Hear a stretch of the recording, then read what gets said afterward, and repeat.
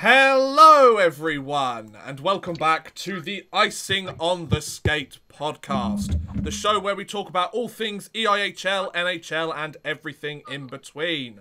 Joining me, of course, like every other week we do this podcast, is that geezer over there, Chris Gadsby. You alright, Chris? Hello! How's it going, dude? Yeah, not too bad, thank you, not too bad. Ready to talk some, well, I mean, as you've seen, I've been making a spreadsheet this afternoon, and ready to talk some Elite League playoffs. Yeah, so I was on the train earlier today, and Chris and I were talking about what we're going to talk about later tonight on this very podcast here, and he sent me this massive spreadsheet, which we will go into in more detail. It's not massive. It was a lot. Like, come on, it was a lot.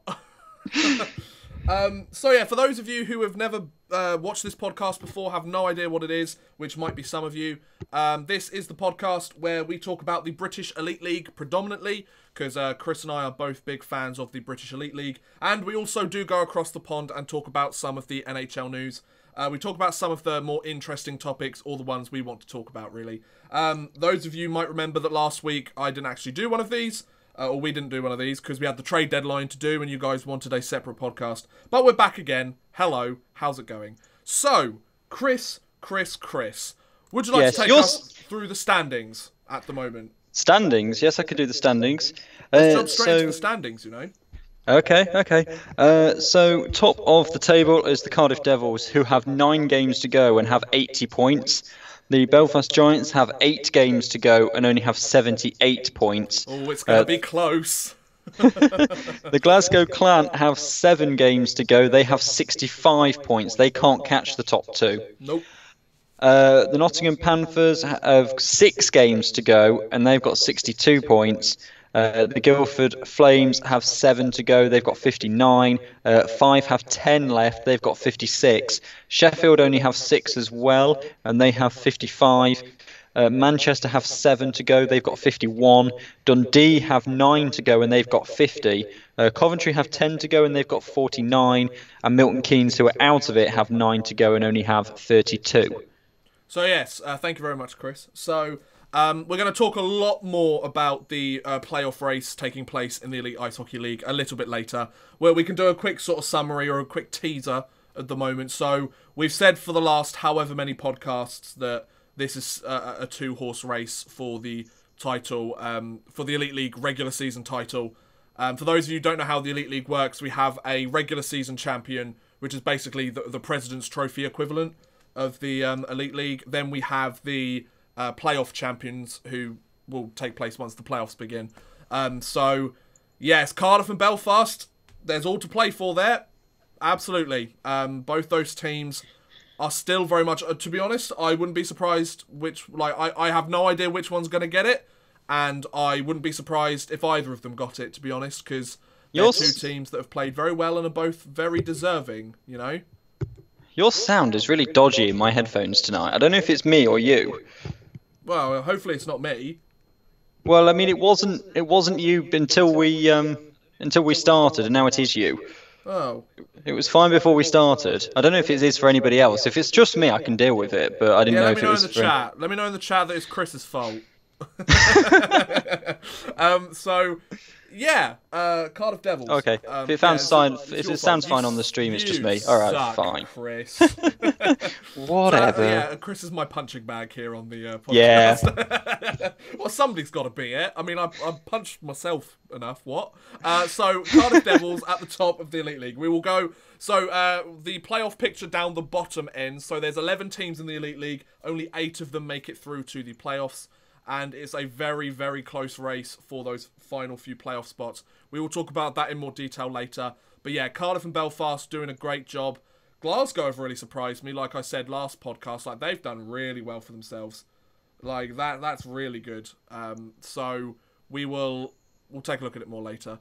But anyway, there's one thing that I would like to just bring up. With just under 10 games left in the season for most teams, right? Is the stats, the player stats and the league leaders in certain stats.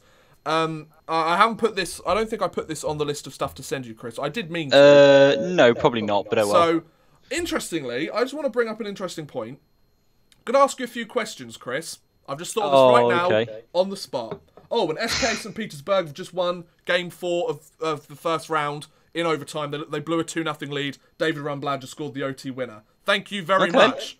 Yeah, the Free Sports are showing quite a few KHL playoff games. Watch them. They're good. So, Chris. Yes. We're roughly under 10 games left. Yes, everyone has either 10 or less than 10 left. Okay, so we're in the final sixth of the season now, because there's 60 games in the Elite League season. At this point, who do you think is leading the Elite League in points? Well, you would think it's somebody up at the top, like maybe like a Martin and Cardiff or a, you know, someone like that. But I have a feeling, considering that you've asked me the question, I know you're trying to catch me out. It's going to be somebody whose team isn't even in the playoff race, because I know exactly what you're like. So, okay. First of all, this wasn't to catch you out. This is just like, you're not wrong with catch me out. Okay. I'm just going to preface by saying you're not wrong with what you just said. That it's from a player from a team that's struggling. I just wanted to see if you had any sort of idea. The person you mentioned, Joey Martin from Cardiff, he's 10th place in points. Okay. So, just in case you were curious. In terms of Cardiff, the highest scoring player on the Cardiff Devils roster is 6th place. Let me have a look at the. You're not supposed to look at it. I'm looking at the table to see the teams that are at the bottom. Yeah, all right. Purely on the basis that they have scored the 4th highest amount of goals in the league, I wouldn't be surprised if it's someone from Coventry, but I couldn't tell you who. Okay, so you're correct. It is someone from Coventry. It's Ben Lake. Ben Lake, the forward, number 9 from Coventry. 50 games played, 29 goals, 37 assists for 66 points. Okay. That's crazy. Like, a team that's currently, out of the playoffs? Yeah. Yeah, a team that's out of the playoffs has the league leading scorer. I just thought that was interesting. In terms of goals, I'm not going to ask you any more of these. Don't worry, Chris. So I'll ask you the one. Darcy Murphy is leading the Elite League with 33 goals. Alex Guptill is second with 32. Blair Riley and Brendan Connolly are tied with third for 30. And with assists, we go... who's first in assists then? Just loading it up. Give me a sec. Mike Hammond of the Manchester Storm. 48 assists. How many players... This is one for you, just because I've brought it up now. All right, okay. How many players in the Elite League this season have scored a point? How many players in the Elite League have scored a point? I'll give you a clue. Okay. It's out of 245. Right. Okay.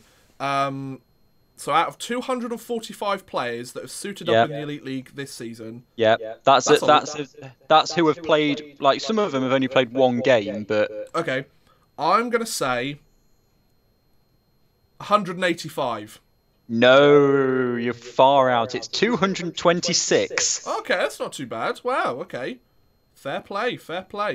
Now, okay. I was going to look at the goalie stats, but they're quite obvious. Tyler Beskarawani. Is that how you say his name? No, I'm genuinely curious. Is that how you say his name? Where are we looking? Sorry, the goaltender for the Belfast Giants, Tyler Beskarawani. Yeah, run with it probably. Hang on, let me have a look. 37 wins on the season. Yeah, Beskarawani. 2.23 goals against average, 0.922 save percentage. For the Elite League, that's pretty impressive. I'm not going to lie. That's pretty good. So, I just thought I'd bring up those stats there. As you can tell, haven't really planned some of this. So let's move on to the stuff that we actually have planned, shall we? Let's talk about some of the little news bits. To be honest, it's been a pretty slow week in the Elite League this week, which is why we're going to focus more on the playoff race and everything. But there are a few little snippets of news here, and I think we'll start with this one coming from the Champions Hockey League. So those of you who don't know, the Champions Hockey League is an inter-Europe tournament, kind of like the Champions League in football, where there's teams from each country in Europe, or as many countries as possible. Some countries have 2 or 3 participants, some only have 1, dependent on the popularity or the success of the sport in that country, and they all compete for the Champions Hockey League trophy. This Or last year, as I've now started to call it, the Frölunda Trophy. the Frölunda Trophy, exactly. The most recent tournament, the Frölunda Indians won their 3rd title since the tournament started 6 years ago. Yeah, it's only something like 6 years ago. Yeah. Frölunda, good team. Good team in the Champions Hockey League. But we got some news from the British front in the Champions Hockey League. The Cardiff Devils can now finish no lower than 2nd in the Elite League, which Chris mentioned earlier. So the Cardiff Devils have officially qualified for their 3rd straight Champions Hockey League appearance. I think that's pretty cool, you know? I think that's pretty awesome. Cardiff, they're not an arena team in this league. They have a smaller arena than some of the other teams. However, they've been shown to be one of the most successful teams. They've really created themselves a bit of a dynasty in the Elite League at the moment. They've almost potentially won their 3rd straight league title. They could go on to win the playoff championship. They've won a Challenge Cup in that time as well, right? Because they've won one, haven't they? Yeah. They won it 2 years ago because last year it was Belfast, wasn't it? Belfast, yeah. Yeah, exactly. So they've got their fair share of silverware these last few years, and they've really created a winning culture there in Cardiff. The problem is they haven't been too good against the other European competition, but, you know, with more time playing against some of the top teams in the league, you know more what to expect, you know. So I think that's really awesome. So that means that the Belfast Giants and the Cardiff Devils are both going through to the Champions Hockey League, which means that after a year of just having Cardiff there, we now have 2 teams back in the Champions Hockey League, which I think is really good for UK hockey. So that's awesome. So well done, Cardiff Devils. I mean, they've had a great season, and I think this is a great way to congratulate them on such a great season. What do you think, Chris? Yeah, I quite like what it means for the Continental Cup a bit more than the Champions Hockey League, really. But so do you want to explain what you mean by that, just for people that? Yeah, so it's been like 2 weeks.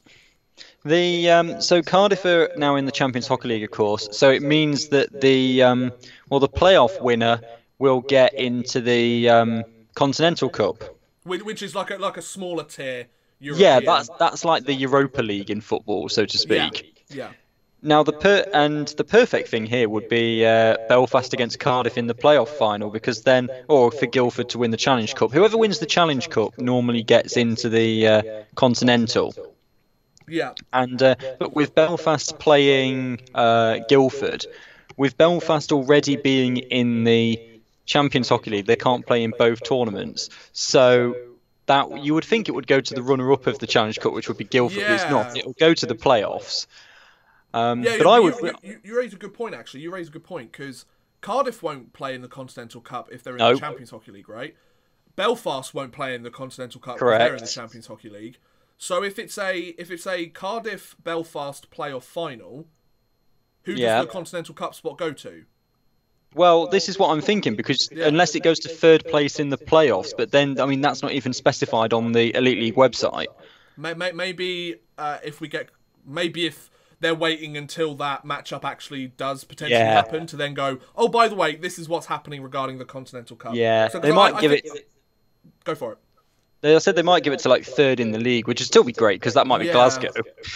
Yeah, it's like, well, that would be awesome. It'd be either be 3rd in the league or 3rd place in the playoffs or something. Yeah, like that. European qualification. So the Elite League winners will represent the league in the Champions Hockey League. That's Belfast. Oh, sorry, that could be Belfast or Cardiff, but because Belfast are in through the Continental Cup, then it's Cardiff. So for the Continental Cup, that goes to the playoff winners. Right. If that's Belfast or Cardiff, then it goes to the Challenge Cup winner. And if that's Belfast, it goes to the league runners-up, which is going to be Belfast or Cardiff. So you can eliminate C, so it's either going to be the playoff winner or the Challenge Cup winner. Now, if Belfast win the Challenge Cup and Belfast or Cardiff win the playoff, the Elite League haven't even got a criteria for who's going to go into the Continental Cup. So what I'm hearing here, Chris, is in order to save everybody a load of headache, Guildford needs to win the Challenge Cup. Yes. Right. Guildford, but it's on you now, lads. Even if they win the Challenge Cup, if neither Belfast or Cardiff win the playoffs, then it's the playoff winners who gets the Continental Cup. Yeah, but come on, let's think realistically here, Chris. Well, we don't know. We don't know. Fair point. You know what will happen? They'll just end up flipping a fucking coin or something, won't they? I love Croce just says just do a random generator. Yeah, exactly. Yeah, why not? So that was the good news coming from Cardiff. Once again, we managed to get ourselves confused on the entrance exams for all of the different trophies. Well, that's only because the league hasn't actually sorted it themselves. Yeah, you think they would have, but then again, it's a scenario that's very unlikely. But Yeah. knowing our league, it's probably going to happen. Let's be honest. So moving on to some extra little bits of news. This is just a sort of throwaway one, but I figure if I can be the person to remind you about this sort of stuff, then brilliant. The Predictor Bet playoff finals, which take place in when 13th and 14th of April. 13th and 14th of April. Thank you, Chris. They have finished their early bird sale of tickets. They have opened new blocks, though. New blocks have gone on sale. If you check the Elite League website, they have all of the information about how much they cost. I'm not going to go into all the prices again. But yeah, if you want to go and book your place at the playoff finals weekend, which will be the top 4 teams that make it to the semi-finals of the playoffs in 2 months or so. Yeah, because the league finishes in about a month. So yeah, so the league finishes on the 31st of March. The quarterfinals of the playoffs are on the weekend of the 6th and the 7th, and then playoff finals weekend is the week after on the 13th, 14th. Right, there you go. See, this is why I bring Chris around. Like, you know, he knows what he's talking about. I'm just here for the eye candy. He talks nonsense, and then I just chip in with some facts every now and then. Yeah, he's the guy that looks stuff up on Google. So, if you want to book your place at the Predictor Bet playoff finals, go and buy your tickets. Do it before you forget. Otherwise, you'll feel really sad because you can't go. I hope they're doing a live stream. I hope it's free on YouTube. Just saying. This would be the best time to do it. You know, like this whole like Saturday night showdown. Like if you wanna get the league out there, playoff finals weekend free on YouTube. I'm just putting it out there. Well, I suspect it will go free sports. That's an even better idea. Or both. Why not both? Same feed. Boom. 2 places. I mean, I don't know how that works, but you know. Yeah, Free Sports should put it on their YouTube channel themselves so that for people who can't actually get it tuned to their TV, they can still watch. Yes, I agree. Absolutely. So that was pretty much all the news from the Elite League this week. Yeah, like we said, it was a really, really slow news week this week. There were some suspensions that took place in like mid to late February, but that was last week. Like, I mean, it could have been. They've already gone. Yeah, like they were like 1-game suspensions that have already been done. I believe there was one to Alex Nikiforuk of Coventry, and there was one to somebody else, and I can't quite remember who it was. But, well, that's helpful, thank you. Yeah, well, you know. Once again, eye candy. Let's move on to our play under review. We're making great time this you've week, missed one, but okay. Have I? What have I missed? You missed Challenge Cup final takes place later this week. Sorry, yes. Sorry. It's because I didn't have a tab for it up on my computer at the moment. Yeah. So professionalism is at its paramount here. This is YouTube. You don't have to be professional. Isn't that kind of the point? So the 10th of March, so next Sunday, or this Sunday coming up, is the Challenge Cup final between the Belfast Giants and the Guildford Flames in Cardiff. So if you want to go and see that, do we know if there's a live stream for that happening or anything? I feel like there should be. It might be Free Sports again. I don't know. I've not seen anything. It's either going to be Cardiff's Ice Time TV, which are the Cardiff live streams. That's probably more likely. Or Free Sports, because they do it every year. Because I watched it last year, and I'm pretty sure I watched it the year before as well. So yeah. So I'll keep looking out for that. I'll keep you guys posted if you follow me on Twitter at OddmanRushYT. Is it 4 or 5? What 4 or 5? The face-off time. No idea. Okay. Thanks. Hang on, let me look it up. You're the one that's supposed to do the Google searching here, Chris. I know, but I need to make you look smart as well. It can't all be me. I'm just here to look pretty for my viewers. Oh dear. They are at. It doesn't tell me. Yes, it does. 5. There you go. So it does finish before I start commentary on Lions. Oh, that's good. Cool. Little plug for yourself. Thank you. All right. Why do you think I'm here every week? Yeah. So let's move on to our play under review. For those of you who don't know, this is a more debate topic we have with this is more of a topic where we debate a certain thing that's happened recently, or something that's happened recently in the Elite League that's prompted one or both of us to go, actually, we want to talk about this in a little bit more detail and open the wider conversation to something. Because it was quite a slow news week this week, I think we're gonna talk about the playoff race a little bit more, as I mentioned earlier. So, for those of you who either missed the beginning of the podcast or want a little bit more information, the playoff race, like we said earlier, 10 games or less for every single team left in the Elite League at the moment. Coventry and Fife have 10 games. They're the most games that any team has left to play, and the least is Sheffield or Nottingham with only 6 games left to play. Now, Milton Keynes in 11th place, 32 points. They're statistically out. They can't make it, so forget about them. Scratch them off. Then Coventry, Dundee are the 2 teams out of the playoffs at the moment. They both have at least 2 games in hand on 8th place Manchester, and they're both only at 2 points or less behind Manchester in the standings. So, by the way that it's looking, I would argue from Guildford down to Coventry, Guildford are in 5th, just so you know, Guildford down to Coventry, who are in 10th, so almost the bottom 5 places in the league, only 4 of them can make the playoffs. Wait, 1, 2, 3, 4... Sorry, 6 teams. So, out of 6 teams that are there, that are still trying to hunt for the playoffs, only 4 of them can make it. Guildford, Fife, Sheffield, Manchester, Dundee and Coventry. Now, my question to you, Chris, to open up this conversation... Instead of who do you think is going to make it, because that might be a little bit more difficult because there's more teams, who do you think's not going to make it? Because you only have to pick 2. Oh, yeah. Right. Now, it is... I mean, what have we got? We've got Coventry 49, Dundee 50, Manchester 51, Sheffield 55. Yeah. 556. Yeah. So there is that 4-point gap between Manchester and Sheffield. Yeah.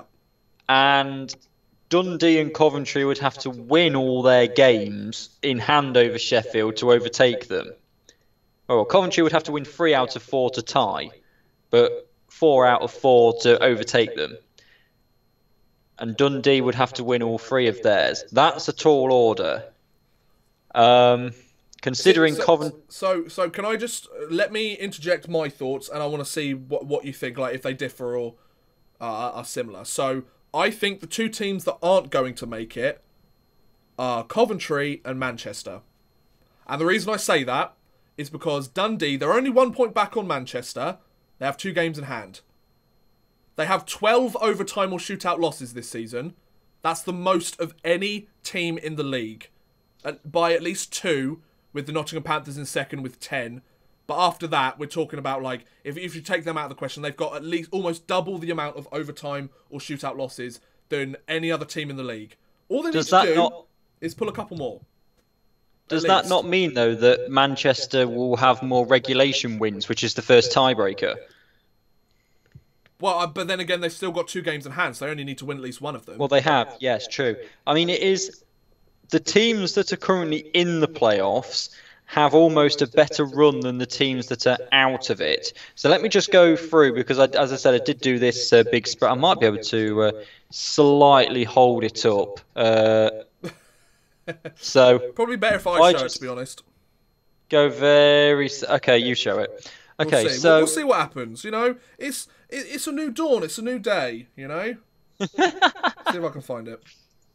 Okay, here we go. Well, it might actually have been better if you emailed it to me. Let me check. Well, you could have looked it up on. You could have looked up to Twitter. It's not going to show. It's not going to show. So, right. Okay, that's fine. Anyway, right. So let me just explain what it is to begin with. Okay, so basically, what I did was I wrote down all the teams, and I wrote down all their running, and so all the teams have got to play between now and the end of the season, and if it's home or away. So if we start at the bottom, because I think the bottom's more interesting than the title race for now. Absolutely, absolutely. So Coventry are out of the playoffs at the moment. Yes. They have, what is it, 10 to go? Yeah, 10 to go.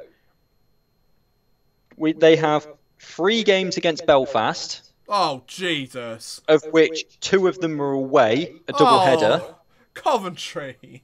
They then have a home game against Belfast. And they have a home game against Cardiff. Oh, that's a tall order, that is. Dundee have home to Cardiff, away to Belfast. Manchester have home to Belfast, away to Cardiff. Sheffield have home to Cardiff, away to Belfast. So this is what I was looking at, is that Cardiff and Belfast only have, in their remaining games, like 1 game against a team in the top 5, and that's because they've got to play Glasgow. Yeah. So they're really into it. I mean, so if we run, Coventry have got a double against Milton Keynes, then a double against Belfast, Fife, Dundee, Guildford, Belfast, Manchester, Cardiff. Dundee have, so they've got 2 against Guildford, 2 against Nottingham, 1 against Manchester, which is going to be a big game. And then is that a Coventry-Manchester game as well? Yeah, and the Coventry-Manchester game. Well, Dundee have got to play Coventry as well. Yeah. And then, are you hitting your microphone or something? No, sorry, I was just moving my phone. Sorry. And then, so yeah, they're all kind of intertwined. Sheffield, who are kind of in the stronger position of them all here. Yeah. They have a 5 double header, which is going to be huge. Cardiff at home, Milton Keynes at home, Belfast away, Milton Keynes away. So, of the two teams I don't think are going to make it, I think is Coventry, and yeah, I'm kind of siding with you and thinking Manchester here, because I think Dundee could pick up results against, teams that are around. But then again, I mean, they've got, apart from 2 games, every other team's in the top 5. Right. I to be honest, I think Guildford, Fife, and Sheffield are all but locked in at this point. I know, like, statistically they're not, and of course, sports are these wonderful thing where they love to throw in a curveball every once in a while. But I think the gap of 4 points this late in the season is just enough. If you know what I mean, like, it's just enough to make sure that they're okay. I think that those teams may well swap positions. Oh, yeah, absolutely. Yeah. But I think they will be in the top 8. Yeah. Yeah, they will be in the top 8. Because, I mean, they've still got 10 games to play. Oh, your sound has, for some reason, sorted in my headphones all of a sudden. Anyway. There you go. It's a miracle. Yeah. Fife have still got 10 games to play, so they could eke out like a 9-point gap over Sheffield. They could potentially hop over Nottingham. They could, yeah. Like, I mean, they're only, 6 points back? That's 3 wins. 6 points behind Nottingham with 4 games in hand. Yeah, if they win 3 of the 4 games in hand, or if they go on a decent streak to end the season and Nottingham continue to play their sort of very mediocre hockey to end the season, then there you go. Boom, sorted. I think it's, looking at this, I almost think that Nottingham have got the best running out of anybody. Yeah, but they'll still mess it up because they're Nottingham. Yeah, but they've got 2 games against Dundee. Right. A game, and they're both at home. A game against Manchester at home. Okay. Yes, they've got to go to Glasgow and go to Fife, but then so the next 3 games to Nottingham is 2 against Dundee and then Manchester, but then they've got to go to Glasgow, go to Fife, and then play Guildford at home. So none of those are easy. But then again, they don't have to. They're probably one of the only teams that don't have to play one of the top 2, though. Yeah, they don't. Everybody else has to play one of the top 2. Wow, that's difficult. It is. You see, looking at the top, I think Belfast have got a better running than Cardiff. Yeah. Because, okay, Cardiff have got a game in hand and they're 2 points clear, but Belfast have got 6 out of their last 8 games at home. And Belfast, and 2 of those are have, like, the home ice advantage for Belfast. Like, that they have home ice advantage. Yeah, and 2 of those home games are against Coventry. Well, yeah. And they've got to go to Coventry as well, which is still kind of you think is fairly straightforward for them. Yeah. And then they've got Dundee as well home as their last game. Well, Dundee aren't in the playoffs either. So they've got half of their games at the minute for teams outside of the playoffs that are left. And if you compare that to Cardiff, they've got to go to Sheffield, they've got a back-to-back against Glasgow. They've got they've got to go to Guildford. They've got to face Guildford as well. Yeah. I reckon Belfast could. And what I found interesting was what I told you at the on Twitter earlier on today, is that Belfast at the minute have played one game more than Cardiff, but Cardiff are going to overtake Belfast because the last week Belfast are playing Wednesday, Friday, and Saturday. So they're playing on the 27th, the 29th, and the 30th. So between now, in the next 3 weeks, they've only got 5 games, whereas Cardiff have got like 7. Right, yeah. So then Cardiff will have played one more than Belfast, and judging by the points, we might be in the exact same position where Belfast is still 2 points back, but they have a game in hand. So then, that game becomes so important, because if we just look at the wins at the moment, Belfast have more regulation wins than Cardiff at the moment. So if they were tied on points, Belfast would probably take it. Yeah, but the interesting thing is that on the last day, on the 31st of March, Belfast aren't playing and Cardiff are. So Cardiff are going to know exactly what they've got to do to either win or know they can't win already, or already having a party when they go down to Coventry. Yeah, very true. Very true. This playoff race has been quite fascinating, actually. We've known for quite a while that Cardiff and Belfast it's a 2-horse race. It's interesting to sort of check those two every once in a while and go, oh, okay, that's where they stand. Okay, moving on to the interesting stuff. And then you look down and see, like, Dundee are only 1 point out of the playoffs. Coventry are only 2 points out of the playoffs.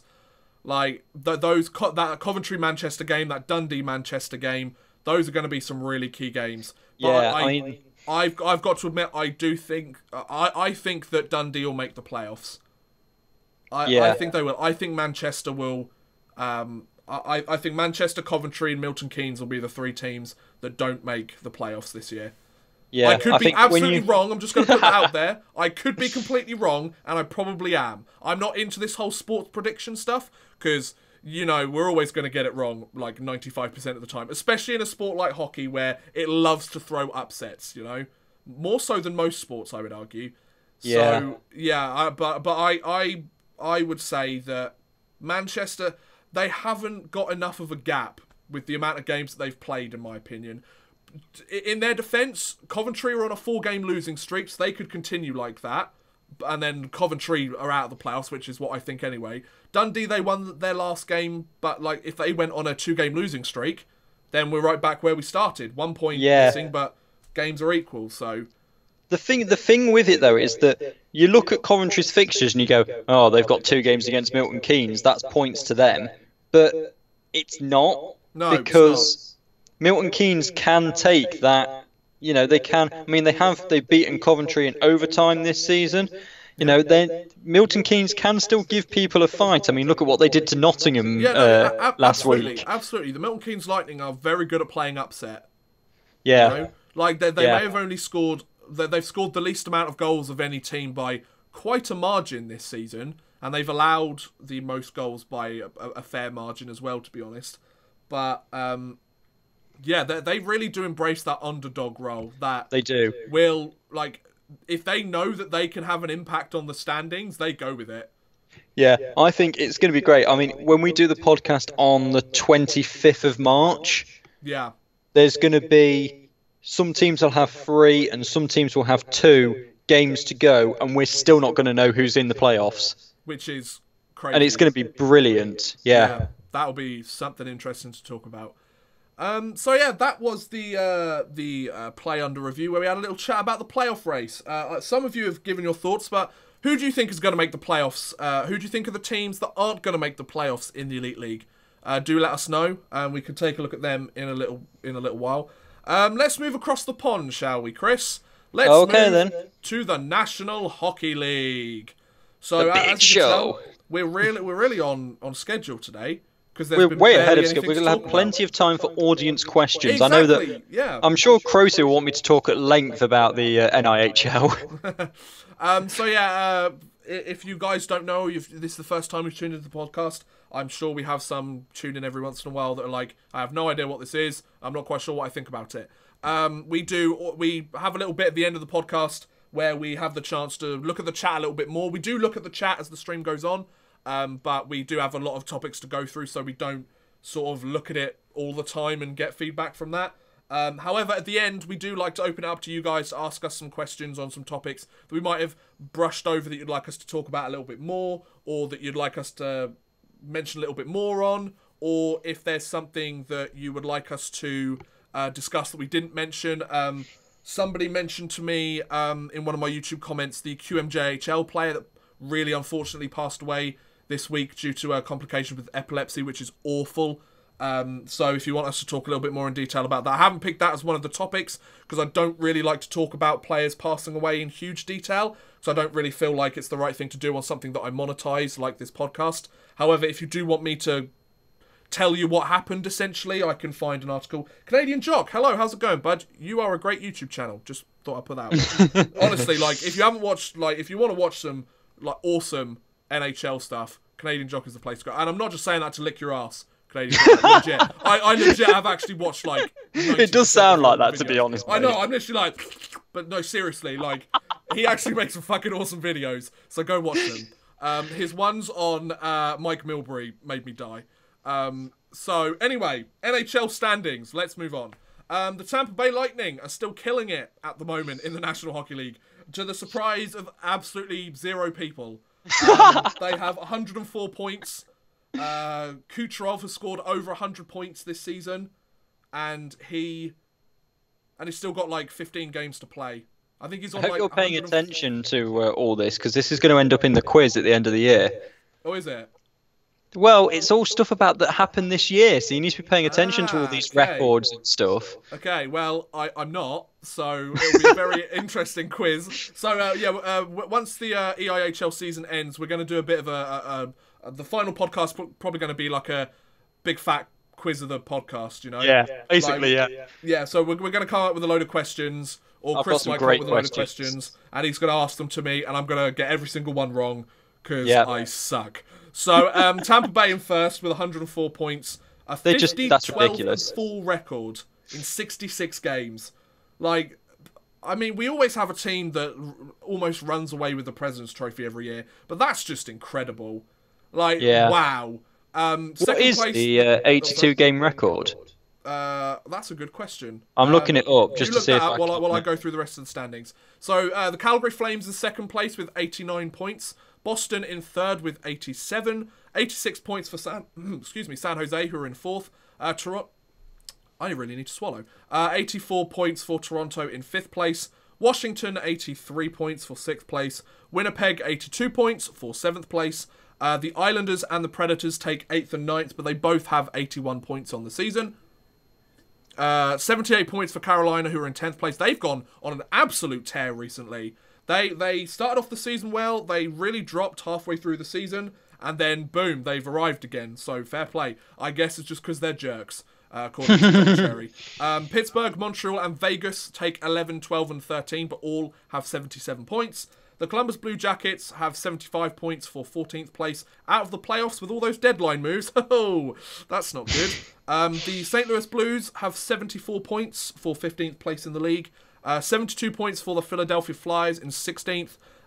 Dallas and Minnesota take 17th and 18th in the league with 71 points. The Arizona Coyotes with 69 points to take 19th.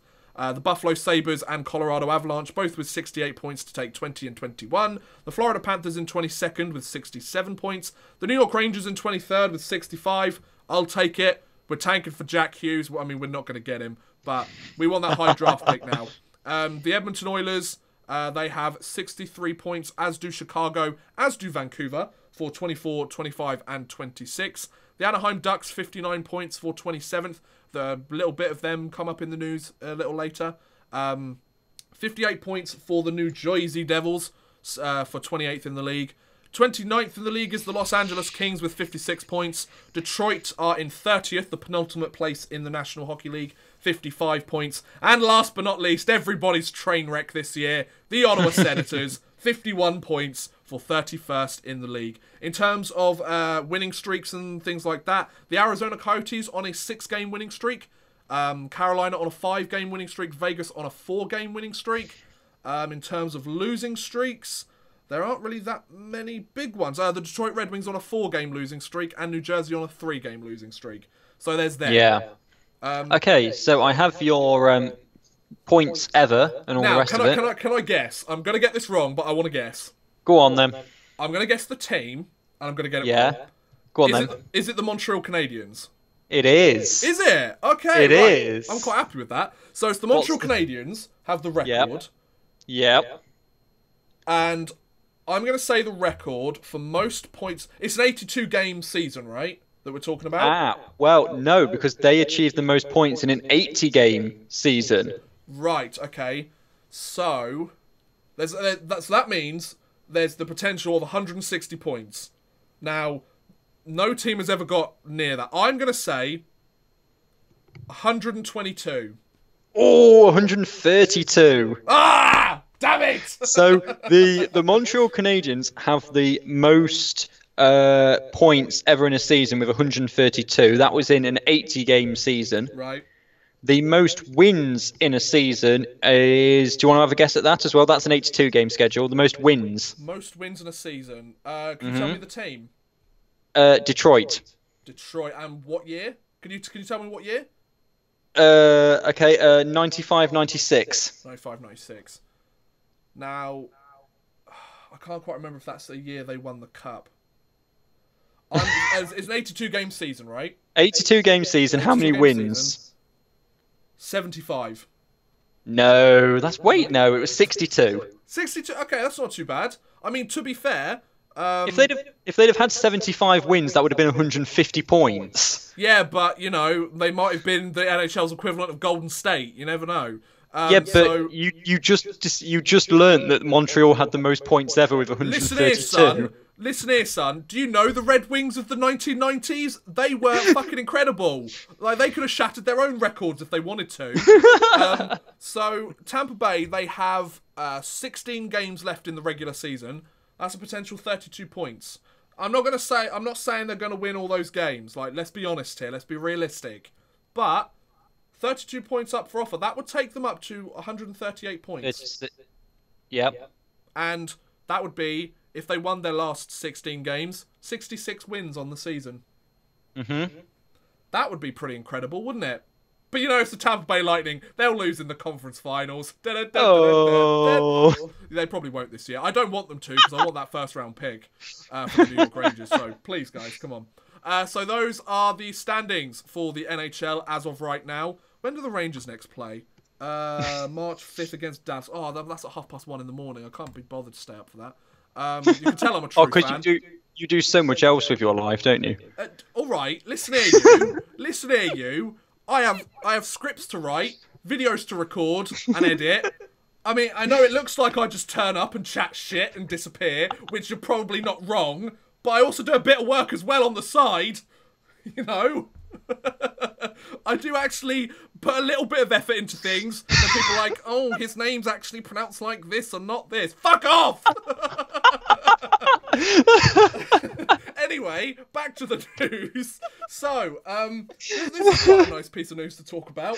Jarome Iginla. You might remember that I mentioned a little while ago that the Calgary Flames announced that they were going to retire Jarome Iginla's number 12 with the Calgary Flames organisation. And they have. It took place yesterday, before their game against somebody.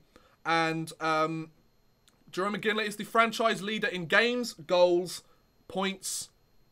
That's about it, I think. Games, goals, points. Which he played from 1996 to 2013. So that's a pretty long time to play for a franchise, and he was a very, very productive player in his time there. So he had 525 goals, 1,095 points, and played 1,219 games, all with the Calgary Flames. Of course, he moved on to other teams. He's probably like one of the best players of. I mean, well, do you want his trophies and his awards? I know he didn't win the Stanley Cup. He didn't. Wait, Pause. He won the Rocket Richard one year. Hang on. That was tied with Rick Nash and Ilya Kovalchuk, right? He's won the Most Richard twice. Oh, okay. So there was one. I think it was. I can't remember which year, but there was one year where it was a three-way tie with Kovalchuk and Rick Nash. I'm pretty sure that's come up several times on like my Whatever Happened To videos. Yeah. He played his first 16 seasons with Calgary. Jesus. Whew. Yeah. So he has won the Foundation Player Award. The King Clancy Trophy for Leadership and Humanitarian Award. Yep. He's won the Marc Messier Leadership Award. Yep. As I said, 2 times Maurice Richard Trophy. Yep. He's won the Art Ross Trophy. Yep. He's won the Ted Lindsay Award for MVP. He's a 2-time. Yep. He's a 2-time WHL champion. Right. He's a 2-time CHL Memorial Cup champion. He's a World Cup gold medalist. He's won 2 Olympic gold medals, 1 World Championship gold medal, and an Under-20 World Junior Championship gold medal. See, the thing that really irritates me about that is he just needed to win that Stanley Cup. I know. Yeah. Like, it's the one thing that he's missing in his trophy cabinet. I mean, like, when you've played, of course, like, I can imagine as a professional athlete, winning the Stanley Cup is the be-all and end-all of an NHL player's career. Like, to win the Stanley Cup is the pinnacle of success in the NHL. But but when you've played 18, 19 seasons in the National Hockey League, you've scored over 1,300 points, you've played over 1,500 games, you've won all those other trophies. Like, you can sit back and go, you know what? I had a pretty good run. I had a much better run than most people. Sure, better people have won the cup, worse people have won the cup, but I've left an impact on the National Hockey League that not many players can rival. And considering how many players go in and out of the league in a season, let alone in the 101 years we've had the league exist, like, that's a pretty impressive thing to do. You know, I think it's awesome the fact that no other Calgary Flames player is going to wear that number 12 for the rest of the franchise's existence. I think the amount that he did for that franchise, his prime years were just before when I started following hockey, but he was always a guy I knew when I started following the league that was a solid NHL player, a solid scorer, a key captain. He started being a captain of the Calgary Flames in 2003, and he was the captain of the team for a decade. Like, to be the captain of an NHL franchise for 10 years is not an easy thing to accomplish. So congratulations to Jerome McGinley, like, well deserved. He definitely deserved, and like Iro says, he could fight as well. Like, he was the definition of a power forward, if ever I've seen one. Like, a guy that knew how to put the puck in the back of the net and knew how to drop the gloves when he needed to. So fair play to Jerome McGinley. When you see players like these have their numbers retired, like, it's always one of those, like, oh, I wish I watched him when he was in his prime. Because, like, you know, people that watched him in his prime, some of them might have been like, this guy's special, he's going to go far. But you're so wrapped up in the moment that you don't even think about, like, 17 years later that they're going to retire your number. Like, because I saw, like, I remember when he got traded to Pittsburgh. I remember when he played for Boston. I remember when he played for Colorado. But I don't really remember those Calgary Flames years. And that really irritates me because he was such a force for the Calgary Flames as well. So, congrats to Jerome McGinley. I thought that was awesome. You want to add anything there? Yeah, I mean, on the back of, before he was the captain for, a decade at Calgary, he was the alternate captain for 4 years before that. Yeah, so he had a leadership role he was for 14 years. Yeah, he was one of these one of the most respected players around the league. Probably one of those players that the referees, even in the times when he didn't have, I'm talking like about when he went to Pittsburgh and Boston and LA and what have you, when he didn't have the A or the C, the referees would still talk to him because he's one of those players that just had so much respect around him. Yeah. And just, obviously, as you said, you get caught up in the moments, and it's only when you stop and you look back and you go, no, hang on, he did this and this and this and this and this. Yeah. I mean, you look at it in so many other sports as well. I mean, you look at people like, Roger Federer has just won his 100th tour title. I don't think anybody was actually going to be able to properly comprehend that until, like, he retires and you look back years in the future and to see that nobody else has ever come close. Oh, yeah, exactly. Like, it's like, you could say, like, players like Sidney Crosby and Alex Ovechkin and Connor McDavid, they're all players that people are like, yeah, these guys are like future Hall of Famers. They're incredible guys. Well, Connor McDavid, if he keeps going the way that he's going, because of course he's still very young.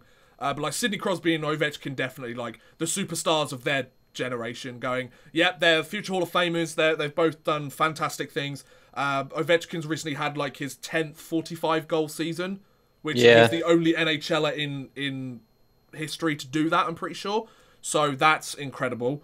And of course, Sidney Crosby's won, what, 3 Stanley Cups now? And he's won all sorts of trophies for himself. Like, those players you automatically know, like, after a couple of years in the league, yep, they're going to be great. But then there's a guy like Jarome Iginla that you know that he's a solid player. He's consistently a solid player throughout his career, but he might not necessarily get the sort of, he wasn't he's not a generational player, for want of a better word. I mean, the stats kind of show that he pretty much was, let's be honest. But yeah, it's these sort of guys that you look back and just go, wow, like that guy kicked ass in his career. Fair play. Yeah. Like, I can't really think of anybody more deserving, less so than Lanny McDonald, you know, who already has his jersey retired by the Flames, of people that, or Mike Vernon, who also has his jersey retired. There aren't many other players that are more deserving of having their jersey retired by the Flames than Jarome Iginla. So it's done, and rightly so. So let's move on to the next piece of news, which some of you have mentioned in the chat a little bit earlier. The Ottawa Senators. The train wreck that is the Ottawa Senators. The team that could have the first overall pick in this entry draft if they didn't trade it to the Colorado Avalanche. So they announced recently, on the 1st of March, that they had fired their head coach, Guy Boucher, and they have appointed Mark Crawford. So, the Ottawa Senators, as you know, have sold all of their key pieces at the trade deadline. They got rid of Matt Duchene, they got rid of Mark Stone, they got rid of Ryan Zingle, they brought in a lot of key pieces. They, of course, got rid of Erik Karlsson before the beginning of the season. And, to say that Boucher had a turbulent time in the Senators, this is only one of the problems that the Ottawa Senators is having recently. Like, they've also got the problem that they might not have an arena in future. So, you know, however, Guy Boucher had a record of 72, 71 and 21 in his first 2 seasons with the Senators, and factoring in this year, his record with the Senators was 94 wins, 108 losses, and 26 overtime or shootout losses. That's tough. So yeah, the Ottawa Senators, of course, are in full rebuild mode. What would really help that rebuild once again is having that first overall pick, most likely, but they decided to throw that away for Matt Duchene, who's now since left the team. Great job there, fellas. Well played. So yeah, Mark Crawford is coming for the interim. Of course, it'll be dependent on how well he does with this team by the end of the season, or whether he establishes the right sort of philosophy that the general manager, Pierre Dorian, or the owner, Eugene Melnyk, likes. If he keeps the job, I highly doubt he will. He's put in as the interim, so he's basically just there to live out the rest of the... Let's be honest, the Ottawa Senators want to lose the rest of the season. I mean, you could say, yeah, but it's a professional hockey team. They kind of want to have a decent end to the season. Like, it's in their best interest if they tank it for the rest of the year, right? Like, they've pretty much tanked it up until this point. There's no point changing that plan now. So get rid of the coach that might potentially have the chance to do that for you, but then he's the coach that got you in this place in the first place. You could argue he hasn't really had the best suit of players available, and that's a very fair point, and I agree with you. However, yeah, so changes have taken place in the Ottawa Senators. Chris, what do you think about this? Yeah, he reminds me a bit of Jose Mourinho. Okay, yeah. Presumably you know who that is. Oh, yeah, I do, yeah. I see Sky Sports News every once in a while. Thank you, Chris. Yeah, the reason I was just checking before I went off on one, and you were... So the reason I say that is because Jose Mourinho, particularly recently, has done a really good job of coming to a team, making them a really good team and winning trophies, and then in the 3rd season, completely messing up. Right, okay. Now, Boucher got fired mid-season in his 3rd season at Tampa Bay. Yep. He got fired mid-season in his 3rd season at SC Bern. Right. and now he's been fired mid-season in his third season at the Ottawa Senators. To be fair, in the teams that fired him's defence, they fired Guy Boucher, they brought in John Cooper. Look how Tampa Bay are doing right now. Well, yeah. I think everybody would say, you know what, that was the right move. You went to SC Byrne. I don't really know the stats of SC Byrne over the last few years. I would imagine that they're doing pretty okay at the moment. And then, I mean, yeah, he's been fired from the Senators now. I mean, he's an under 500 record. What do you expect? Well, yeah, I can't blame them. I'm not saying that for the slightest, of course, but he's that's what I mean. Is he's just done exactly the same, as Mourinho has done. But yeah, I mean, something had to change, didn't it? I mean, they've held on potentially longer than I thought they would do, to be honest. I don't understand this though. Why not just fire him at the end of the season? Like, what's this move going to change about the Ottawa Senators for the last 2 months of the season? They're not making the playoffs, so you don't even need to worry about the postseason. Like, if it's not statistically made that they're not making the playoffs, it's common sense made that they're not making the playoffs. They literally traded away all of their top players, players that actually produce points. They're basically icing an AHL team at this point. Let's be honest. They now have got rid of their head coach, like just after the trade deadline. If this was a team that maybe had the chance that was still in the playoff race, I might think about it a little bit more. Be like, okay, yeah, all right, you want to try and make the playoffs. Think you need a new philosophy. Leaving it very late, but I sympathise, or I understand to an extent. They're a basement-dwelling team. They're not going to make the playoffs. They suck. They're icing AHLers. Like, why is this the right move to make now? What I would say is, wait till the season ends. The first fucking day of the off-season, boom, you're gone. If that's what you really want to do. Because, I mean, now the guy's out of a job. And I know it's like hockey's a business and you need to have the right people for the job. It was so clear from like week 3 of the NHL season that the Ottawa Senators sucked ass this season. Like, come on. It was so obvious. Like, did you see their team? Like, more people were interested about what they were saying in an Uber than how they were playing on the ice. And now you decide to go, you know what? This guy doesn't need a job for the next 2 months. Like, he was probably making some decent money for those next 2 months. I just don't understand this move. If you wanted to get rid of him at the end of the season. You're not in the playoff race. You're not in the hunt for anything this year. So let the guy finish off the year with the team. You know what would be really funny? What? Is if now they've got rid of him, they bring somebody else in, the team suddenly gets re-energized, they start winning games, and then they don't get a decent pick in the draft either. Well, I mean, they still haven't got the first round pick, so... Well, that is true. But the interesting thing is, like you mentioned, I don't know how... I can't quite remember how they've played recently. Let me just try and bring up the NHL standings again. But, like, for example, if they've been losing for, like, their last few games, because this news was announced the 1st of March. Let me bring up the NHL app on my phone, actually. So...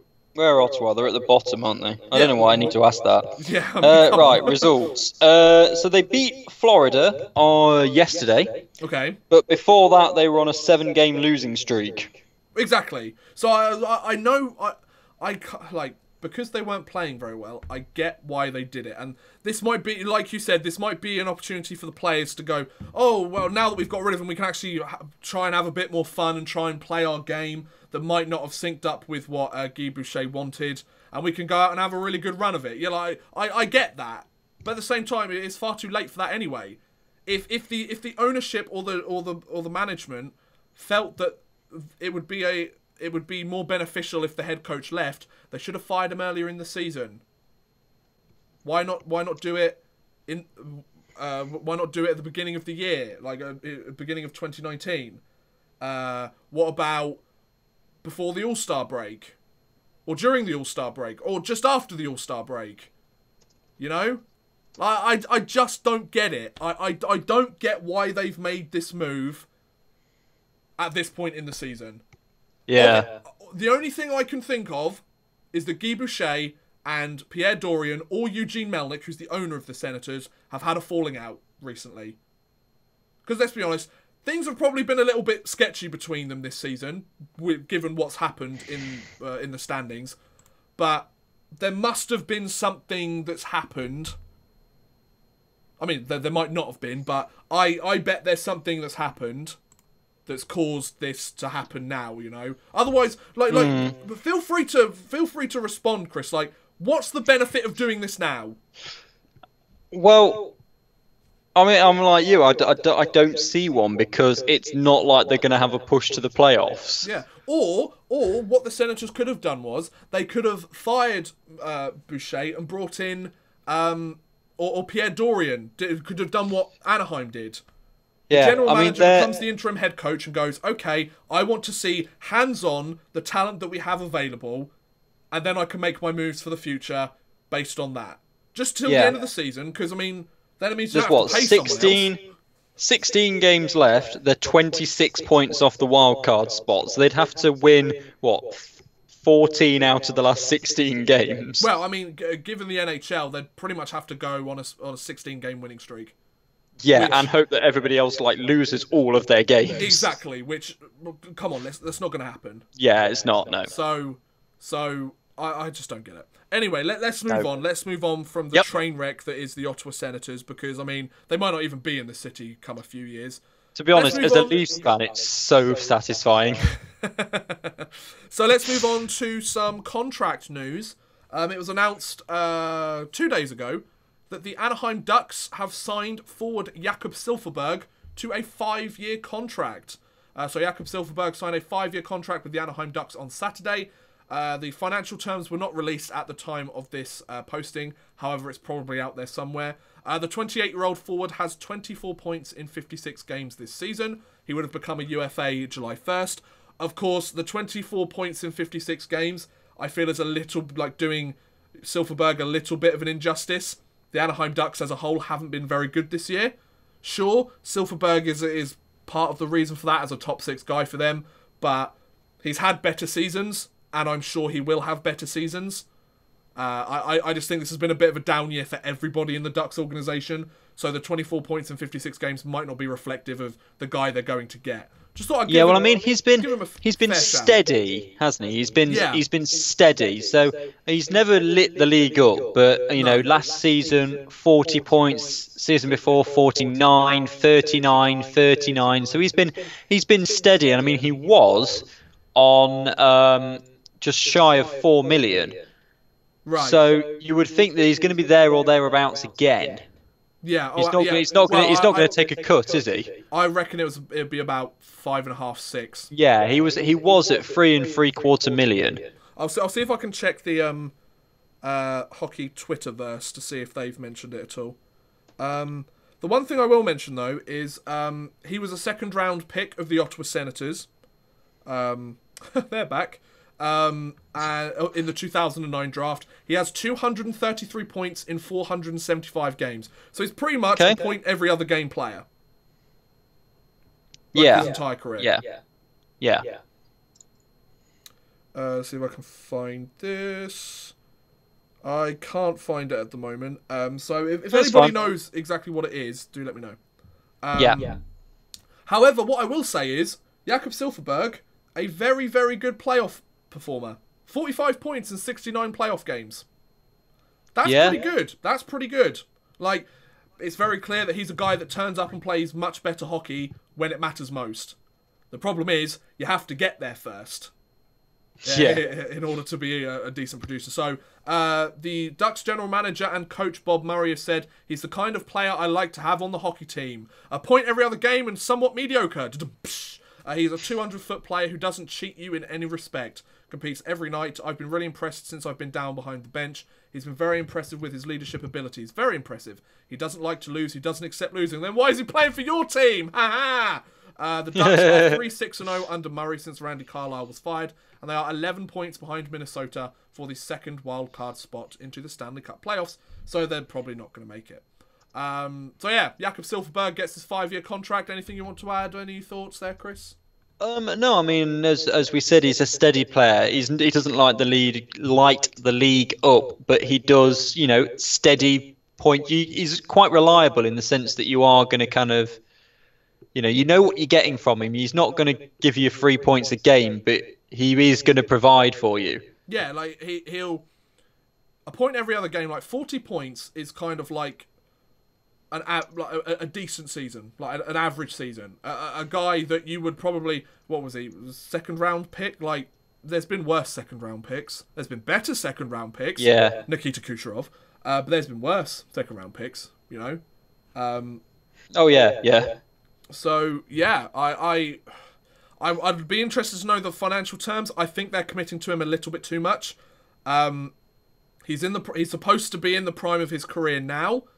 They've got him locked up till he's 33 now. Let's see how he plays. And then a piece of news that was released earlier today, which I thought was only right that we talk about. There's been some quite sad news happen in the National Hockey League today. Ted Lindsay, the icon for the Detroit Red Wings, and the man which the Ted Lindsay Award is named after, unfortunately passed away at 93 years old earlier today, or is announced earlier today anyway.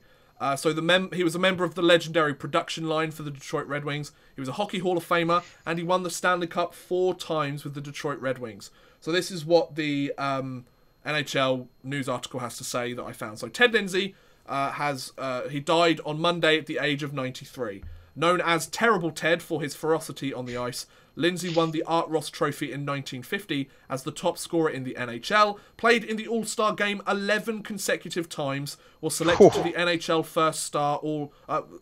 First All-Star Team 8 times, and finished among the league's top 3 in goals 4 times and 0.6 times.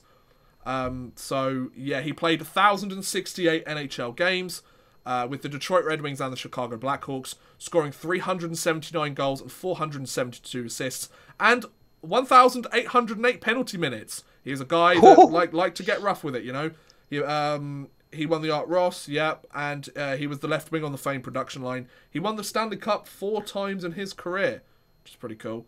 He had his number 7 retired by the Red Wings in 1991 and was named one of the NHL's top 100 players during the league's centennial celebration in 2017. He played his entire NHL career between the 1944-45 season and the 64-65 season. So 20 years. He played 20 years. Coming out of a 4-year retirement in 1964 after 3 seasons with the Chicago Blackhawks to play one final season with his Red Wings, with whom he broke into in the NHL. So, yeah, I mean, it's a sad day for any hockey fan. Ted Lindsay, of course, is a guy that's... He's known as one of the best that's ever played the game. He's known as one of the guys that helped revolutionise the sport with the toughness that he showed. He was a broadcaster for the Rangers for a little while, worked as an analyst on NBC for a little while, returned to Detroit as the general manager for a little while, and the Red Wings made the playoffs in his first season there after missing the playoffs for this past 7 straight seasons. And he was a Detroit Red Wing. He played some of his career with the Chicago Blackhawks, but he was a Red Wing. And I think it shows that he had 3 years with the Blackhawks, but he came out of retirement to play 1 last year with Detroit to end his career the way that he wanted, with the team that gave him that chance as the Second World War came to an end. And he had a fantastic career, and it's sad news. I mean, of course, I've only followed the league for about 7-8 years. Ted Lindsay is a name that I don't think I can give the best assessment on how much he's impacted the game. Of course, I've heard about him. Of course, I've seen all that he's done for this for the sport and for the Detroit Red Wings and for hockey and the National Hockey League as a whole. But yeah, it's just sad. Like, of course, it's going to happen to everyone at some point. But when it actually does happen, it's a sad day. And like, whether you're a Red Wing fan or not, you know the name Ted Lindsay. If you're a hockey fan, if you're an NHL fan, you know the name Ted Lindsay. And when you have that sort of impact on a sport and a league, like, you know you've done something good. You know, so it's really sad to hear about Ted Lindsay. Do you want to add anything on that, Chris? I don't really know what else to say. Yeah, no, there isn't much. You've covered that pretty well. I think, yeah, I mean, you've made an impact in the sport when you've got a trophy after you. Exactly. And yeah, he was a one-team player. I mean, as we said, I mean, he was what, 93? Did you say? 93. Yep. So he had a tremendous innings. Did so much for the world of ice hockey, and yes, he'll be sorely missed. Absolutely. So, unfortunately, we have to end the NHL one on a bit of a somber note, but it's news that if you hadn't heard, it's only right that we let you know. So let's move on to Brits Abroad, shall we? Brits Abroad. So for those of you who don't know, Brits Abroad is our little sort of mini topic where we talk about some of the British hockey players or hockey coaches or members of the British hockey community that are doing stuff overseas. So for example, Liam Kirk, who is our 7th round draft pick by the Arizona Coyotes, currently playing with the Peterborough Petes of the Ontario Hockey League, his first year in North America, having played for Sheffield for the last couple of seasons. And we have Tomo. We have Paul Thompson, who used to be the head coach of the Sheffield Steelers. He's now with the Schweinsteiger Wild Wings of the German DEL. Chris, let's start with Kirk's Corner. How's Liam Kirk been doing? He's been doing, yeah, not too badly, really. Since we were last on the podcast, he's played 3 matches. They played Windsor. They've travelled to Windsor, where he got a goal and an assist for 2 points. Then they played the Flint, and he got a goal in that one as well. Nice. So he got another point there. But unfortunately, last night they were completely blown out of the water. Yeah. And lost by 8-0. Yeah, it was the Saginaw Spirit, wasn't it? Yeah, that's the one. So his totals are 39 points from 57 games. That's a 21 plus 18. Wow, he's a 20-goal scorer this season.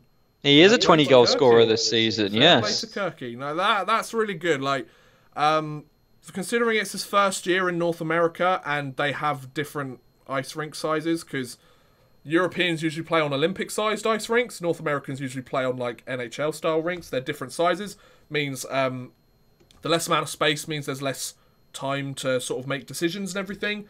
So, yeah, I think it's really interesting. To answer Crocky's question, go and check out, what's it called? Go and check out the Peterborough Petes on Twitter. They do show stuff very nice. Yeah. Oh, thank you for the sub, whoever that was. Cheers. Sorry, what were you going to say? It's all right. When you said Croce's question, you had one to me, and then it jumped up, and I realised you were asking a different one. So I'll just I'll type the other one. Doesn't matter. Okay, sure. Yeah. So check out the Peterborough Petes. They do highlights, and they show like a replay of every single goal they score. I'm pretty sure. I follow the Peterborough Petes. They're the only OHL team that I actually follow because Kirky's on it. So they have a very big British following at the moment. They do. They really do. So yeah. And what about Tomo, Chris? Well, Tomo is interesting, to be honest. Really? The season is now finished. They're in the playoffs. The DEL are in the playoffs. Are they? They are. They've started the playoffs. Well, the season must have ended, what, yesterday? The season ended last night. Okay, yeah, because I was getting flash score notifications yesterday. I was like, well, he's not making the playoffs, is he? The season... No, the season finished last night, but they're not. So the playoffs have been sorted, but they're not actually played any playoffs. Right. Yeah. So we're in that in between. Yes. Schweinsteiger sadly did not make the playoffs. Were they last in the league? Yes. No, Tomo. Oh, by how many points? Actually, it went pretty downhill actually because they finished 7 points off the pace. Oh. They finished the season in the last 10 games with a record of 1, 2, 6, and 1. Regulation. I blame the players, not Tomo. 1 regulation win, 2 overtime wins, 6 regulation losses, and an overtime loss. So they finished, 52 games played, 49 points. Oh. Well, to be fair, Tomo wasn't around for most of them. No, So, but that is the end of Tomo's DEL adventure for this year. for this year. We don't know For about this next year. year. Exactly, but for this year, that's it. For this year, Tomo's DL adventure is over. So that's one segment gone off the podcast. Yep. Cut it. Gone. It's going to start kind of getting a bit shorter, these podcasts, because there's going to be less to talk about. Well, there's less topics, but more chance for debate. That's true. That is true. And of course, the NHL season. We can start talking about the KHL playoffs. Oh, yes. That'll be fun. Because the champions, AK Bars Kazan, been eliminated, got swept in the first round. Tractor Chelyabinsk, swept in the first round. SK St. Petersburg went 2 games down to Spartak Moscow. They've just about managed to tie the series. Neither team has won a game at home, so much for home ice advantage. Those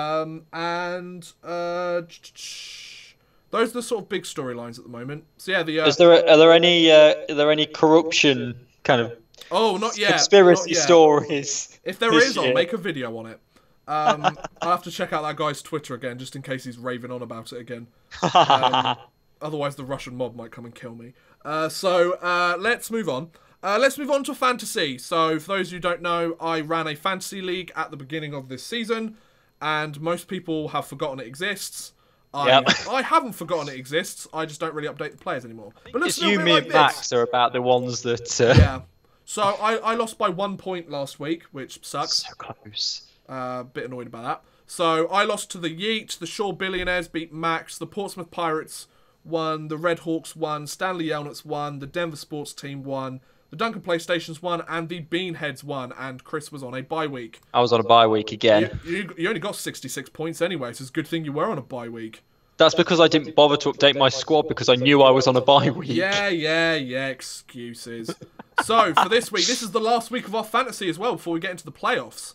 Yeah. So, it's just updating for you. There you go. So, I am up against the Denver Sports Team, who've actually done quite well, so I kind of need to beat them. They're top of the West. Are against the Toronto Thunderbirds. Portsmouth Pirates against Clarkie's Infants. Habsuck, don't know, play against the Pyongyang Sucklords. Still the best name in our fantasy team. The Croatian Jets play the Shore Billionaires. Nottingham Yeet play Trump's fake wife. The Duncan PlayStations play the Nottingham Redhawks. And the Beanheads play the Lions. Come on, Beanheads. Aren't they the only team to beat you? No, Croatian Jets beat me 77-74 just before Christmas. And then that's really annoying. The bye week is Stanley Yelnats. So, have a look at the projected playoff. Yeah, the projected playoff bracket. Let's talk about our own playoffs. So it might take me a second just to load up, but... Yeah, so what happens in the playoffs on the fantasy is that they are covered in the last month of the NHL regular season, and each matchup is over 2 weeks, not 1 week. So what you'll have when it loads up, load up, is that so you'll be able to see the top 4 teams. I thought it was going to be 2 and 2, but it's not. It's the best 4 records overall. Right. Okay. But it's the top 1 from each team and the next 2 best. So at the moment, it's Odd Man against myself in the semi-finals and Shore Billionaires against the Denver Sports Team. So they go over 2 weeks, and then you'll see that the winner of those 2 semi-finals goes into the championship game, and the losers go into the winners' consolation ladder. Okay. And then for everybody else keeps playing. Right. So they have, if you look at the consolation ladder, you'll have a semi-final, and then the winners and the losers will go into respective finals matchups. So then we will get a definitive rank of 1 down to 17. Right, got it. So by the end of the playoffs, we'll have the winner via playoffs. The loser will be second. Then in the consolation ladder, we'll get 3rd and 4th, and for the rest of them, we'll get 5th through 17. Yeah. Although, Clarkie's Infants are on a bye week, apparently, during the playoffs. Are they? Yeah, apparently that's what it says. Oh, yeah, if you go down to the bottom, because we've got an odd number, so Clarkie's Infants are definitely going to... This is what I found strange. So Clarkie's Infants are definitely going to win that semi-final. Whee! They're going to go into... Is that game matchup... What's the second one from the bottom on the right? Is that 23? 13. 13. So they're going to go into that one, and then the loser of the Red Hawks against the Sucklords will drop into the 14 at the bottom and definitely finish last. Right, got it. Okay. So, yeah, makes interesting sense. one. Right, so that was the fantasy sports for this week. That means we've now reached the last call, audience questions. So we've got about 10 minutes or so. If you have any questions that you'd like to ask us in the chat, that you would like us to discuss. We've had a couple through. Yeah. What's the biggest difference between hockey back then, when we were talking about Ted Lindsay, and opposed to today? More bench clearing brawls. So much, yeah. More fighting. Well, no, it's player safety. More slashing. More concussions. More hits to the head. More Mike Milbury hitting fans with their own shoes. More of the New York Rangers not winning championships. More of the Toronto Maple Leafs not winning championships. It's player safety. It's faster. Obviously, the technology with like the carbon fiber sticks and everything is making it, it's making the shots harder and all the rest of it. And it's just more kind of technologically advanced, isn't it? And go watch Slapshot, and then watch an NHL game, and see the differences. I think that's the best way to explain it. You know. Will you be watching Goalie? I do want to watch Goalie. That looks like a really good film. However, I don't know if they're going to show it in the UK or they're going to have a way for us to watch it in the UK. I really hope that they do, because I want to watch that film. It's about Terry Sawchuk. Yeah, I think it's about Terry Sawchuk. It's either him or Ken Dryden. I can't quite remember who. I think it was Terry Sawchuk, though.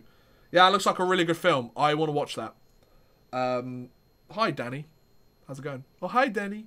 Shout out to The Room. Great film. Any other questions? Give us some questions. I think there was one high. Here we go. Should Taves, Keith, and Kane really be on the list for top 100 players? They won 3 cups in 5 years. And Patrick Kane still continues to be one of the best players in the league. I mean, you could argue there are some players throughout history that might be more deserving. Yeah, maybe. However, they wanted to make the 100 based on current players and past players. And out of the current players, though, I mean, Keith is probably the one that I'd probably leave out of the 3. And that's not a bias towards the forwards. It's just because Taves has been a solid captain for that franchise, and Patrick Kane has been a solid point producer consistently for them. So, yeah. I think Taves and Kane are deserving. Duncan Keith, I don't know. I mean, he has been quite a key player for the Chicago Blackhawks. I don't know, though. Do you think Tampa will go all the way, Chris? I hope not, because I want Toronto too. But, come on, right, let's think logically here. Yeah, I mean, they're so far ahead of everybody else in the league. However, what I will say is, when the Rangers played the Tampa Bay Lightning, I know there's no comparison. However, so what I gathered from that game, Tampa Bay were running rings around the Rangers in the first period. Went 2 goals up, I'm pretty sure, by the end of the first. The Rangers, they were just so fast. They were so everybody knew where everybody else was on the ice. Rangers were taking no end of penalties, trying to stop them. The second period comes. We get our new player, Mr. Brendan Lemieux, on the ice. He starts getting a bit physical with them. He starts getting a little bit in their face, and we tie the game. I think. Are you thinking they might struggle in playoff intensity hockey then? I'm not saying that they'll struggle. I'm just saying that if a team decides to throw the body round a little bit more, like teams do in the playoffs, I think the Tampa Bay Lightning could struggle. I'm not saying that they're going to struggle throughout the playoffs. I think they're at least a lock-in for the conference finals if things go right. Which, I mean, for the Tampa Bay Lightning, not much has gone wrong for them this season. So, no, that is true. That is true. I wouldn't be surprised if things continued. However, they're not an invincible team. Which is what I love about sports. No team is invincible. There's no team that you can go, they are automatically going to win this because of A, B, and C. They're very likely to win because of A, B, and C. However, say they come up against a team like Boston. Boston can throw the body around. They are known as quite a big, physical, heavy team. So, yeah, I Do I think Boston will beat them in a best-of-7 series? I don't know. But I think the Tampa Bay Lightning could go all the way. In an ideal scenario, I want the Tampa Bay Lightning to be in the finals. And I want the Winnipeg Jets to be in the finals. And then one of them's got to win the Stanley Cup, so the New York Rangers get a first-round pick. We've got a couple of conditionals. So this is the ideal playoffs for the New York Rangers, right? The Dallas Stars make it to the conference finals and get knocked out by Winnipeg. Winnipeg make it to the finals. Tampa Bay make it to the finals. One of them wins the Stanley Cup. That's who I'm rooting for this playoffs. Because we need those picks. So any other... after the Sabres fire their head coach, which they haven't yet, do you think they will pick up the Blackhawks head coach and then Kane will follow him right to the Sabres or no? No, I don't think Patrick Kane is leaving the Chicago That was Blackhawks quick. at all. No. Like, why would... First of all, the Blackhawks were hyped... not the Blackhawks, the Sabres at the start of the season were hyped as like, yes, we're going to finally make it to the playoffs and be this force to be reckoned with. And yet they still kind of suck. So, you know, they should be a little bit further ahead in their... whole rebuild plan now. I don't see any reason why Patrick Kane would want to leave the Chicago Blackhawks at this moment in time. He's just come off like a 16-game, 30-point game streak. You know, like he's second in the league in scoring. Like, well, why would he want to leave that at the moment? Because the team sucks a little bit. Yeah, but he's getting paid $10 million a season. Yeah, like, if you're playing well on a team that's playing badly and you're raking it in, you're not going to move, are you? Yeah, it's like, I mean, the only reason he'd want to move is for championships. He's won 3 Stanley Cups already. Like, yeah. I mean, that's the sort of move that if you're in the final year of your contract, you go, oh, I'd just like to try and win another cup before I go to free agency. He's not in the last year of his contract, though. Yeah. Yeah, or it's one of those moves where you go, you know, I've had a long time with one team. I want to try something else before I retire. Yeah, Ray Bork, for example. Spent his entire career with the Boston Bruins. Gets traded at the deadline to the Colorado Avalanche. Finally wins the Stanley Cup. Calls it a day after that. Yeah, it makes sense. Like, it's like Rick Nash going to Boston. Traded him to Boston because he wanted to try and win a Stanley Cup. He's now retired, unfortunately, because of concussion issues, which he sustained while playing for the Bruins, which is a shame. But, you know, it happens. That's sports. One day, everything's going fine. Then another day, it doesn't. That's kind of like life, really, isn't it? You know? One day, everything could be going fine. Next day, it's a bit shit. So we have time for one more question, maybe? One more question. Yeah, I mean, Crosey's been talking to me about this long ban in the EIHL, which I've just been discussing with him in the chat rather than on the podcast. Yeah, I have no idea. Basically what happened is this guy's been banned for 21 matches because apparently he engaged with a fan. I've not seen the video evidence. All I've seen is that guy's statement where he says the fan confronted him and kind of he pushed him in his face, and the player defended himself. Okay. First question. 21 games, is that up until the end of the season, or does that run into next year? That runs into next year as well. Okay, interesting. Second of all, kind of sounds like to me... Well, no. Second of all, my thoughts are, a player should under no circumstance engage with a fan. Well, the thing is as he was leaving the ice at the end of the game, the fan came up to him and was chirping him and then pushed him in the face, and he says. If that is true, I'm going based on what Chris has told me here. So he might not be right, I might not be right, but this based on the information that I've been given. If that fan did that, that's a shitty thing to do. Don't do that. Don't go up to a player, shove him in the face, blah blah blah blah. Like, don't do that. But as a hockey player, as a professional athlete, or as a semi-professional athlete, you can't do that because. And I'm not saying that as like a shame on you. You should know better. No. It's going to come out 100 times worse for you than it is for them. That fan's not going to get a 21 game ban from playing hockey. You are. Well, this is what the player has said when he was doing it in his statements. Is if the guy had come up to the street and did that to him, he would be allowed to defend himself. But because he was in the arena, he gets a ban for it because he's representing the club and all of that. So I mean, I think that's a pretty shit excuse, though. Like, yeah, well, he doesn't agree with it. I haven't seen the video evidence, and the thing is, it's like, oh, if he came up to me in the street and did that, it would have been completely legal. Well, no, you probably both would have got done for assault or battery. So, yeah, but I mean, so this is my point. I can see that Johnny is giving it in more detail. I haven't seen the video evidence. All I have seen is the player giving a statement, which of course is one-sided. Oh, absolutely, yeah. It's going to be biased in his favour to show that he was an angel and was just defending himself and his teammates. Yeah.